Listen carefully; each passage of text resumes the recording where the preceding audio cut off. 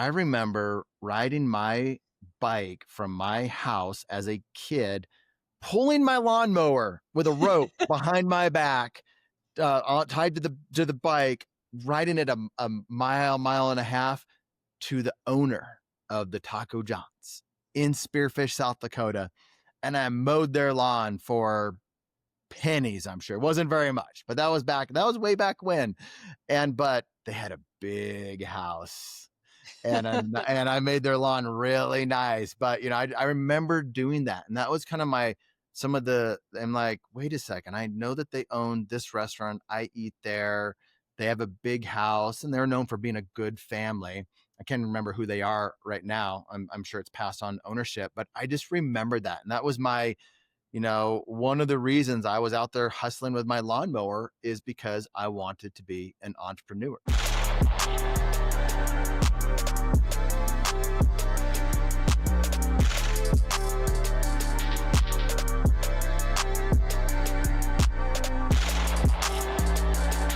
Representing Franchise Secrets, Erik Van Horn.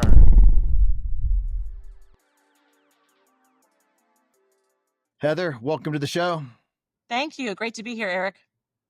All right. So, president and CEO of Taco John's, home of the Potato Olé and Taco Bravo.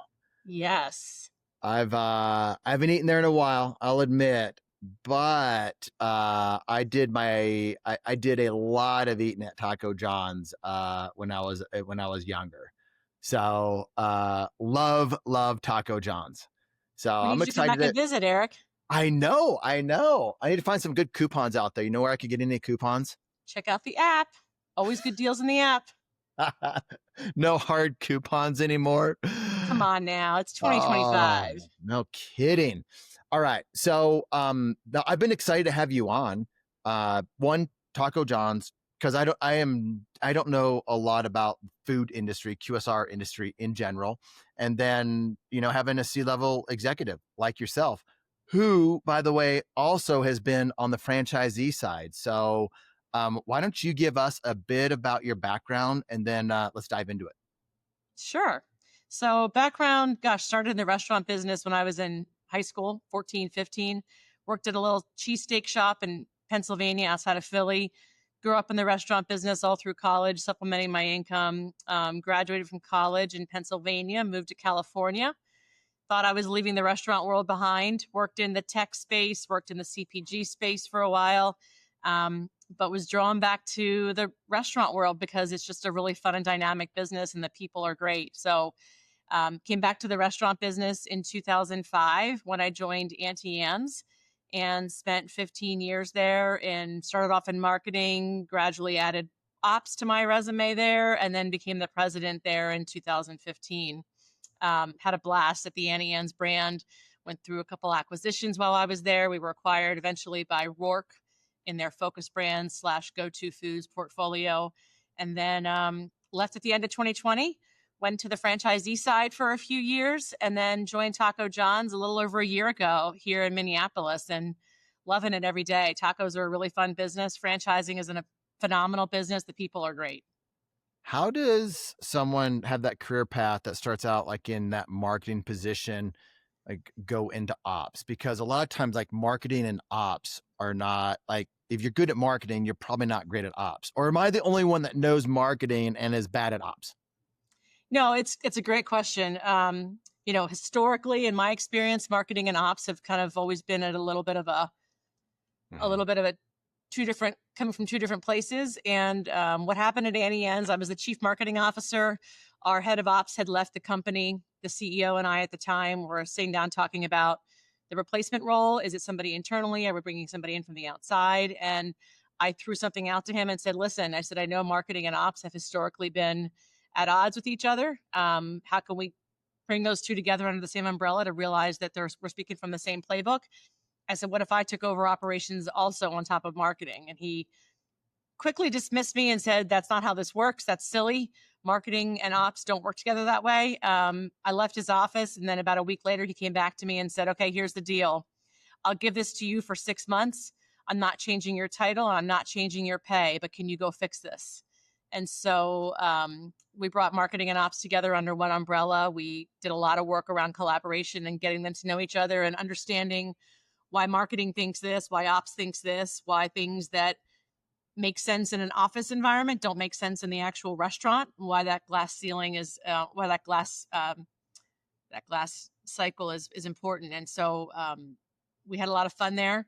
I learned a lot about operations as a result. I'd grown up in operations as somebody working in the restaurants myself through high school and college. So I knew, dangerously enough how to run a restaurant. And so had a great time with it.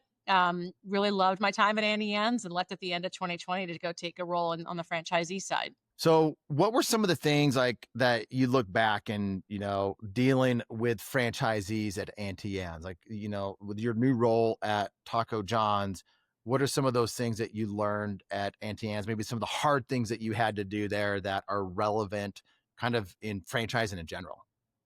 Yeah, I think franchising is a great industry. It's a great way to, I call it entrepreneur light, because a lot of franchisees really want to run their own business, and they are running their own business, but they're running it under the umbrella of a brand, a bigger organization, the guardrails, the support. I think the biggest thing I learned at Auntie Anne's was our franchisees bring a lot of value to the table. And when we're all working together and learning from each other and truly listening to each other, we develop a much greater product, promotion, next steps with the restaurant designs, et cetera. I think it's really easy as a franchisor to say, here's the rules, you have to follow them as the franchisee. I don't think that's really an effective way to run a business. I think the most effective franchisor relationships are ones that are, built on trust, built on collaboration, built on conversation and communication. When is it time for a franchisee to sell or leave their business? Like, it's just not working out for the franchisee. System's working fine as a whole. So as a whole, the system is solid. Franchisees are doing well. Franchisees are making money. Franchisees are happy, but you have some underperforming in whatever category, as someone with your experience across different brands, both as a franchisee and franchisor. How do you deal with those underperforming franchisees? Or maybe that's as a franchisee, how do you need to deal with it yourself? Yeah, I think, the underperforming restaurants, there could be a lot of reasons for it. I think the first step is to understand what the franchisee's end goal is. And are they closer to retirement? Are they looking for something new? Are they just struggling because they don't have the right systems and processes in place? And that's for us as the franchisor to support them and help them through that. I think those conversations need to be handled very delicately. In many cases, at least in my experience, it's been the situation where the franchisee has been around for a long time and has done really great things for the brand. And it's also time for them to think about what their next chapter looks like. And so it's really important that we handle those situations with grace and with integrity, and we honor those folks that have given so much to the brand as the brand developed, understanding too that as brands developed, as technology has become a bigger part of our organization and our business, it's become a lot harder for maybe a single unit operator to make it work, where they once were able to, come into the restaurant in the morning, open up, work all day, close it at night and go home. It's just a lot more complicated, a lot more complex than it used to be. And in some cases, it doesn't make sense for that single unit operator anymore. And so that's when we have to work with them very closely to make sure their restaurant is set up to be sold, and to help that franchisee into their next chapter. One of the things that I've learned is that in many cases, our longtime franchisees, whether it was at Auntie Anne's or here at Taco John's, they don't realize they have something to sell. They think they just close up business when it's time for them to close. And at the end of the day, there's a great story to be told and something that somebody else would love to buy and take on for them. And so it's on us as the franchisor to help that franchisee get their business ready for sale. Make sure P&Ls are buttoned up, make sure things are detailed, make sure their processes and systems are in place, and help get that product on the market to sell to the next franchisee. Love it. All right, let's shift gears a little bit. I know you QSR folks are different from us other franchising. There's like two sides of franchising. Guys, yeah. You got like food and non-food. My good friend John has a book out there about that, and it's called Non-Food Franchising. So you got food and non-food. Why does food want experienced food people? And I know I'm probably saying that the wrong terminology. It's QSR and whatnot, but like, somebody that's off the streets that could go buy a gym, a fitness facility or something like that, or a restoration franchise, and they also want to look at buying a Taco John's or an Auntie Anne's, or you name it. It's not as easy for that person that's never been in restaurants to get into the food game. Why am I right with that? Where am I might have some misconceptions, and where am I right and why? Yeah, I think, food is unique. Every single one of the franchising businesses that are out there, whether it's service based, whether it's product based or food based in this case, is unique. And I think having that food background is important. It's certainly not the only thing that's important. So we definitely have brought franchisees in over the years that don't have a food background. I can think of a few off the top of my head from my Annie Ann's days that had very different backgrounds. They, at the end of the day, you need to be able to run a business. You need to be able to look at your P&L and understand where your money's coming and going. And the people part is the most important piece of the puzzle. That people part is critical. And so if you can work with people, if you can train people, nurture people, grow people, you will do really well in any franchise business. But the food piece is just unique. There's food safety, there's traceability, there's just a whole different set of criteria when you're working with a food business versus a service business. So sometimes I get tempted. I'm like, so I have a friend who is a rancher, a rodeo guy, also owns a car dealership. That's where that's his business, as real estate and different things. But he bought a Culver's and put a family member, an extended family member in place there. And it's been open for a number of years. He crushes it. I'm like, Mm-hmm. if this guy can do it, I see him ride more horses than I do it in his vehicle. Like, if this guy can crush it by putting his niece in place, more people should probably be getting into food. Is he a unicorn? Is that like a different type of animal that the Culver's one? Or like, why would somebody like that succeed in food? Yeah, I mean, Culver's is a great brand, right? That's a great Upper Midwest brand, Wisconsin based. Love what they're doing. They're having wild success. I think in any case, it's about your business planning and it's about the people that you have in the role. I think in some cases, there's great conversations and great stories around family run businesses where you bring in your nieces and your nephews and your long lost cousins and things go great. And there's just as many stories where you bring in somebody, you're the money person behind it. You're not actually in the business day in and day out. And you bring in a child and, your son, daughter, niece, etc., and it doesn't work out so great. So I think a lot of it is just around making sure expectations are really clear up front, making sure that person running the business knows where their guidelines are. And at the end of the day, if you're the franchisee, you're still the name on that franchise agreement. Yeah. So you're the one on the hook for following those brand standards. Yep, that's a fact. And I just know she's really good at working with the younger employees, like exceptional with that. And I think that makes a huge difference. And that's a good point. Like I've heard many of the horror stories, not as many of those great outcomes like that. All right. So like, how old is Taco John's? I remember, I'll just kind of give up my age a little bit. I remember riding my bike from my house as a kid, pulling my lawnmower with a rope behind my back, tied to the bike, riding it a mile and a half to the owner of the Taco John's in Spearfish, South Dakota. And I mowed their lawn for pennies, I'm sure. It wasn't very much, but that was way back when. But they had a big house. And I made their lawn really nice. But I remember doing that, and that was kind of I'm like, wait a second, I know that they own this restaurant. I eat there. They have a big house, and they're known for being a good family. I can't remember who they are right now. I'm sure it's passed on ownership, but I just remember that, and that was my. One of the reasons I was out there hustling with my lawnmower is because I wanted to be an entrepreneur, because I wanted to have the nice house. I wanted to have a better lifestyle. But I just, as we're talking and Taco John's and how long that brand's been around, I was mowing one of their franchisees' lawns a long time ago, even before their latest brand refresh. So how long has that brand been around? Yeah, we were started in 1969 in Cheyenne, Wyoming. So we're coming up on our 56th year of operations. It's super, super exciting for us. We've got, in many cases, second generation family members running the business. And we still have some folks that are original owners that are still in the business, and in the process of handing it down to their children. It's a great legacy brand. As with any great legacy brand, it's important that you, like I said earlier, you honor your heritage, you honor that nostalgia piece, and you continue to reinvent and stay relevant for the younger generations. That's a really critical piece. But at the end of the day, everybody loves fresh, crispy, quality tacos made with real ingredients. Everybody loves great customer service, and everybody loves the value. So it's a great way to continue the legacy of this brand that started in 1969.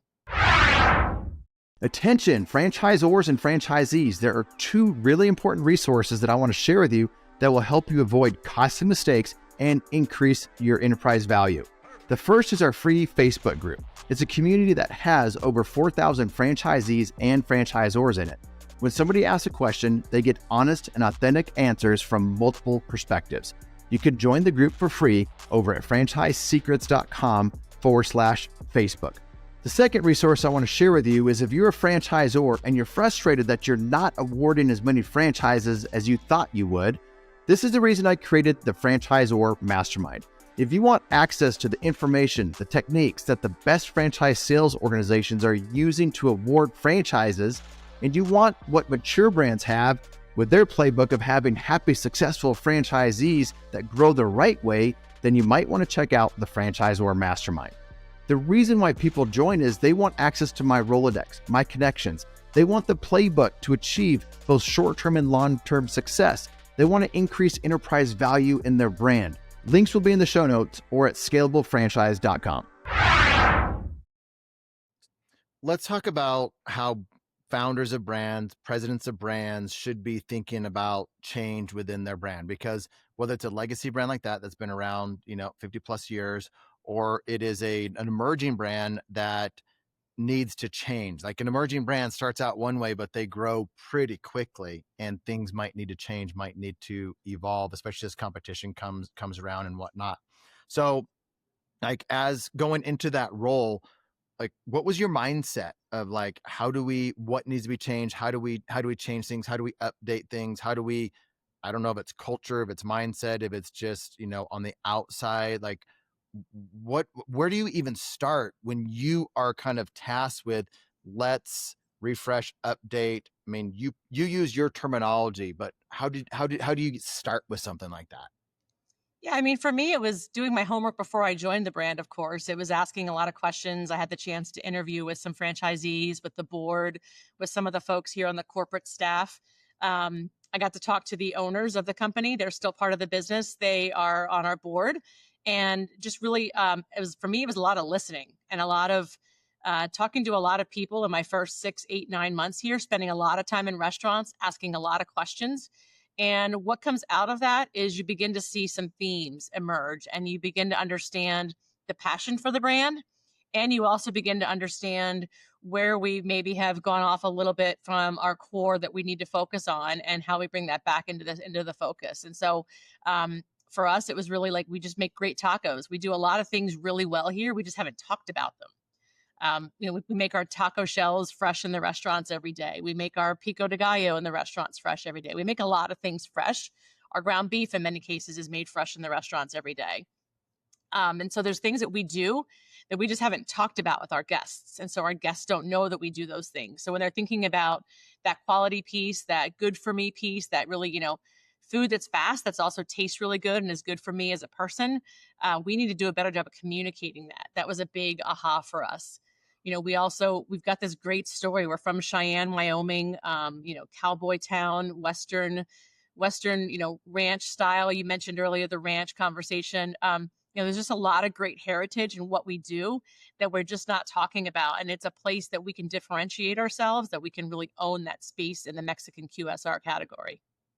I love that. I didn't know some of the things that you just mentioned. So that's great. I got two different places I want to go. I want to know how you start to implement some of that. But before that, you're on this listening tour, and every franchisee is going to have a million ideas, and their ideas are the best. And I know that this is true of franchisees because I've been a franchisee a lot. So my ideas were absolutely the best, and the franchisor should have listened to me 100% of the time, but they didn't. So how do you listen, take those ideas and say yes to some, no to others, and maybe there's another category of yes but not now? How do you do that? Yeah, definitely got an earful from a lot of folks, which was great. It was a super awesome learning experience for me. I think that relationship building is one of the things that makes franchising successful. If you don't have that trust and credibility as the franchisor, you're not going to be successful as a brand. And so I think it's critical for my entire executive leadership team, as well as me, to be out there in the field talking to our franchisees who are actually in their restaurants day in and day out. That's the biggest piece of the puzzle right there. For me, it was, after 5, 6, 7, 8 months of conversation, some themes begin to emerge and some things you hear about that, okay, that person said this person said that. They're all kind of in the same vein. And so I just took a lot of notes for myself, and I continued to just kind of, correlate those notes from what I had that conversation with so-and-so over here, and then so-and-so over here mentioned this. At the end of the day, it's about, franchisees that are profitable and are making money, are happy franchisees. And that's our goal as a franchise organization as we continue to grow and reemerge as a brand that's 56 years old and continuing to stay fresh and relevant for our next generation of franchisees and guests. So you had some, it sounds like you had a lot of individual conversations. Did you also send a survey out to franchisees and customers in addition to that? Yeah, so we did an employee engagement survey in my first 6 months here. We also did a franchise business review, franchisee survey that we'll repeat again this year. And the results from both of those confirmed what I was hearing in individual conversations. So again, it was a very holistic thing. We've started talking about things like communication is just a really big deal, and how decisions are being made. We have an awesome franchise association. We meet with them monthly on their board calls, and then they come into the office 3 or 4 times a year for 2 or 3 day meetings where we kind of hash through everything that's going on the marketing front, any operational changes that are being made. We talk about any capital investments that might be coming with the next iteration of the new kitchen that we're working on, and make sure that we're all aligned on what that looks like, what the ROI needs to be, and what the success looks like for the franchisee as well as the franchisor. And again, it's got to be a win for both. Everybody has feedback. Everybody has ideas. In many cases, those ideas are phenomenal. It'll be impossible for me as the leader of a brand to take 112 franchisees' input and implement all of it. And so for me, a lot of it is just listening and taking it all in and recognizing that I take it all in, and then it's up to me to make the best decision for the brand, recognizing that I'll never make 100% of every franchisee's life happy every single day, but I have to do my best to listen and then communicate back why a particular decision was made and how we got to that decision. So you're advising a founder or a CEO, president that hasn't been around like you have. What would you tell them to, they've done the listening tour, they're listening to their franchisees, and they know they can only do 10 out of the 100 things over the next year. How do they communicate that to the franchisees? I think it's as simple as what you just said. We listened to all of you. Here's 100 things that we heard. We have to prioritize those 100 things based on our resources, both human and financial. And here's why we chose these top 10 things to implement. And here's how we're going to implement them. A lot of it is just around that communication cycle, that communication circle. We do quarterly town halls for our franchisees. They get to join a webinar once a quarter to hear what's going on in the organization. I'm starting in July, open office hours. So once a month, I'll host a Zoom call that any franchisee can join, and I'll share a few updates on the business. But by and large, it's a chance for franchisees to jump into those open office hours and ask questions. I've also shared my personal contact information with all of our franchisees. They're welcome to call me anytime. I actually just talked to somebody this morning. She had a question about something. We reached out. We had a 25-minute conversation that was actually well beyond what she initially called about, but it was a great conversation to have. And it led to me to do some additional follow-up based on some of the things that she shared with me. I have too many questions to ask you about the things that I think are interesting and relevant to some of the things I'm working on right now, but I won't get into those. One of them, franchise business survey. what that's for. I'm assuming that's the franchisee's business and you gaining insight into that at the franchisor level. Is that right? Correct. What are some of the key things that you're like, I'm so glad we did this because we learned X, Y, and Z? Yeah, I mean, I wanted to learn what we were bad at. I wanted to learn where we had room to improve. Like, you can tell me all day that this part's great. That's awesome. Let's keep doing those things. But more importantly, where are we screwing up and how can we fix that for you as a franchisee? For us, it came out that our training was a big opportunity. So we are focusing heavily on training this year. Another opportunity came out that, you've mandated over the years, you've mandated some capital requirements that didn't necessarily make sense.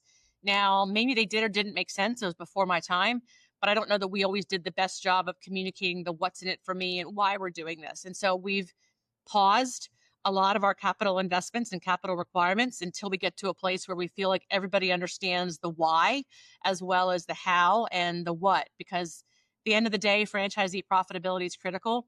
We need franchisees investing in their business. We need franchisees reinvesting in the remodels. If we have a new fryer that's available for them and their old fryer breaks and they need a new fryer, great. But we're not going to mandate that everybody has to get a new fryer just because we decided there's a new shiny object there to jump on board with.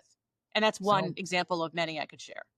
Sounds like you've been on the franchisee side before. I have been. It's always helpful when people at the home office have been on the franchisee side before, and I love that. So they're fortunate to have you there.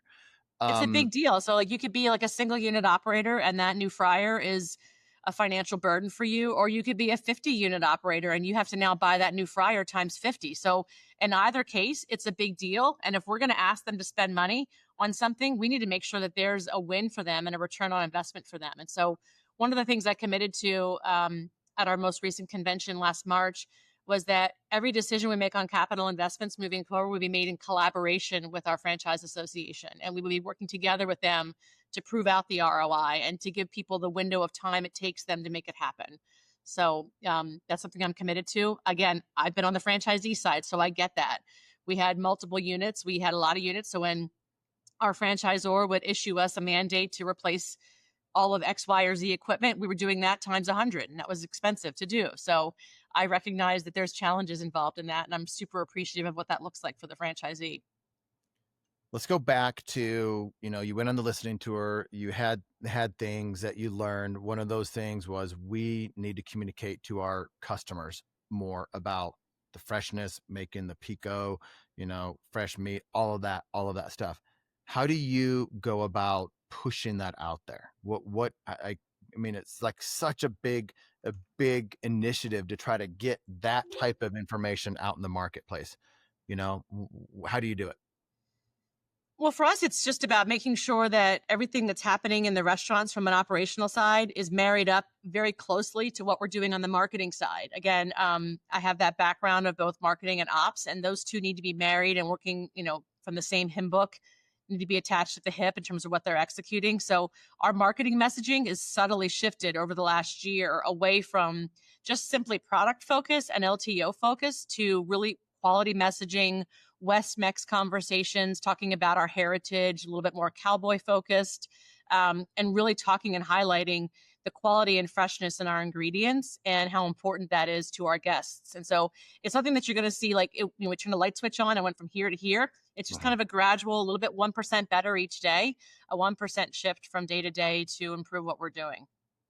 How do you measure success? I mean, at the end of the day, it's sales and traffic, right? And how's it been going? We're making progress. It's a lot of work to do. There's a lot of things to happen here. I think we're definitely on the upswing. We're working towards, the next chapter in the organization. QSR has had a rough go of it over the past few years, with the exception of a few outliers. But it's important for us that we're communicating not only the value messaging, but also the quality and the freshness. So those three things need to be working in concert with each other. And we need to not just talk about it, we need to execute it operationally. How about these large? So let me ask this a different way. I flew into the multi-unit conference, probably like on a puddle jumper between, Spearfish, South Dakota, and Vegas. And then you're going into Vegas and you see all the private jets everywhere. And somebody's like, those are all the food guys. All the food people are in all the private jets. Anybody that owns a food franchise also has to own a jet. But there's a lot of money in food, and there's a lot of big operators. Why is it that, people in food can get one Taco John's and then turn that into 20 or 100 and then go do the same thing with a different brand? That's one thing as an outsider of food that I just have a lot of envy. There's like franchise envy, seeing that and how they can do that. But why do you see that in food? Yeah, I mean, I think a lot of it is really around consistency and systems and processes. You have to be very disciplined, and you have to just constantly execute the same thing over and over again. When you decide as a franchisee you want to go from one restaurant to 2 to 3 to 4, you need to make sure that you're thinking about the infrastructure you need, not just for your current situation, but for your future growth. And do you have the right leadership in place? Do you have the right training in place? Is your company organized in a way that's structurally sound? All of those pieces will help you continue to grow. There are some big guys in this industry that are making a lot of money for sure. And there's still a lot of independent mom and pop operators that are running our Taco John's that we're super appreciative of. They're doing a great job of making sure that our brand represents really well in, Olathe, Kansas, or in, Minneapolis, Minnesota, or New Ulm, Minnesota. All of these places really make a difference. I think for us at Taco John's, because we have historically done so well in smaller towns, that individual small franchisee connection is even more important, because it's important that there's that, you understand the community you're operating in, the principal of the high school, all the kids in the school. You become a place that's, a community gathering place versus just another commercial QSR on the strip mall. All right. I want to shift gears again. And I talk about Chick-fil-A. Oh, Chick-fil-A. Okay. Yeah. So you're a food gal. You've been in this business. I visited the Chick-fil-A headquarters, spent some time with some of their people, some friends who are franchisees, which are different than a franchisee with, Taco John's, very different. Right. But what is Chick-fil-A doing that you think is like more franchise brands in general, maybe food, non-food, whatever, could learn from? Like, what are they doing so well that others can learn from? Yeah, I mean, they've got a maniacal focus on consistency and quality, and they don't settle anywhere. They literally have made their focus service. And so you'll see, labor is a big issue in any franchise industry right now. Any restaurant, the labor rates are expensive. It's important that you have the right number of people, but not too many people. At Chick-fil-A, you'll often see twice as many people working a dinner shift as you might see at any other QSR. And that's because they want the quality of that service experience to be so important. What they've done is phenomenal. I also have some good friends who are Chick-fil-A owner operators, and I love talking to them. They're just doing a phenomenal job. And I think at the end of the day, if we can do 10% of what they're doing, we'll be winning, because they're just nailing it on every front. They're very consistent in who they are. They're very consistent in also who they're not, and they're not going to bend on that. I think that's really important to know where their North Star is. Yeah. What are they not doing well? Or what are they doing that is so different than other food franchises that just wouldn't translate? So you can take that two directions. You can trash the competition because they don't get trashed very much, or just take it like others can't really do what they're doing because of whatever it is. I mean, I would never trash the competition. I don't think it's a good strategy for anybody to be in. I think what they're doing is admirable. I think the fact that they continue to be able to stay closed on Sundays is just a phenomenal way to look at their business. I mean, they really draw a line in the sand. We will not open on Sundays. That's our day off. And as somebody who, mentioned before, I have a friend who's an owner operator.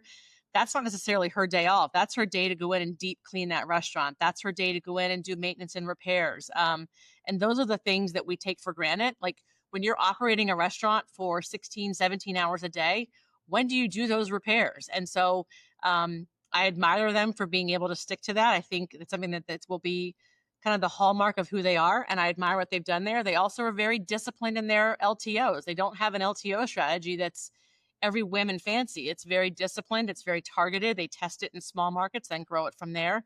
It's in, it's out. It doesn't stay in for a long time.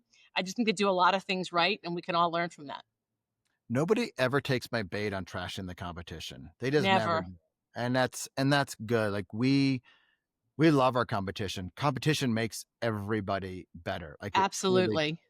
And we're having a conference, a summit that we're doing, and we're inviting all of our competitors to it. We're like, it's better if they're there. Like it will be better because they're there. And we're friends with them anyway. But any other thoughts on competition? Because I do know I had a recent experience where someone trashed their competition to me and made me feel bad for going to my competitor for something, their competitor for something. And I'm just like, that's just not the way most great, extraordinary business owners behave.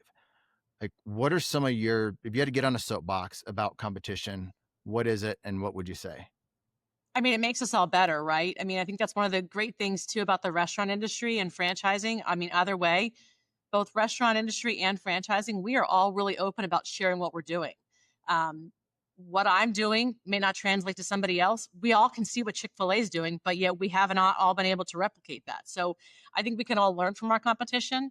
I think competition makes us better. And I think trashing it is just poor form. I think there's always the high road to take. And my mom always said, take the high road. I will always take the high road. I think there's so much we can learn from our competition and they make us better.